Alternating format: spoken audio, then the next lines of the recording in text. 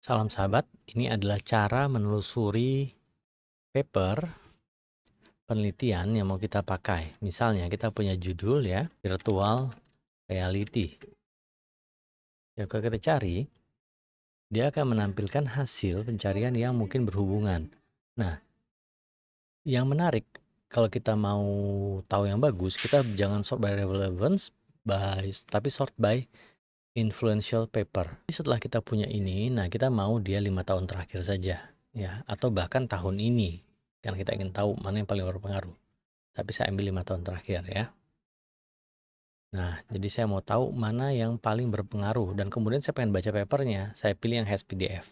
Oke, kalau sudah, sekarang saya akan cari. Saya mau dia hanya jurnal saja juga bisa kalau mau. Yang top kita bisa pilih. Nah, tapi saya biarkan saja dulu. Jadi kita bisa lihat misalnya di sini saya mau belajar tentang, nah ini dia ya, framework ya, atau identification. Boleh juga, saya pilih ini ya, unique identification. Saya pilih. Nah, karena dia paling berpengaruh, kita bisa lihat bahwa di sini ada 94 citation dan 44 reference. Jadi kita bisa lihat gambarnya ya. Bahkan jika ada AI-nya kita bisa tanya, what is VR misalnya kan? Kita tanya, dia memberikan jawaban atau tidak. Ya, jadi kita juga bisa lihat gambar ya, seperti apa, ini bisa di zoom, kita tahu seperti apa sih yang dia sajikan misalnya ya, gambar apa aja yang di dalamnya kita bisa lihat. Nah, pertanyaan ini tadi, tanya apa yang bisa. Nah, misalnya kita pilih saja salah satu ini, kita submit kemudian. Kita mau tahu apa goal dari paper ini. Nah, dia akan jawab. Sejauh mana spatial telemetry bisa digunakan untuk mengenali orang ini siapa. Oke, itu bagus. Ya.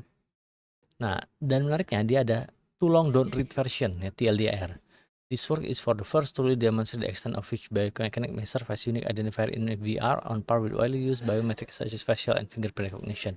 Itu bagus kalau kita mulai abstrak juga bisa. Nah, menarik karena sudah saya pilih bahwa bisa baca PDF, saya bisa klik ini. Nah, seperti ini ya.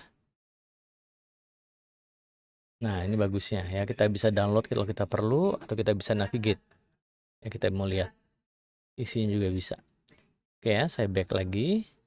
Nah, oke. Sekarang di mana pentingnya ini ya? Kita bisa lihat juga dari paper yang terkait atau reference. Tapi saya biasanya lebih tertarik melihat pertama reference, melihat mana lagi yang berpengaruh. Lagi-lagi saya pilih di sini most influential ya, mana yang paling berpengaruh. Oh, ternyata ini joint parameter estimation.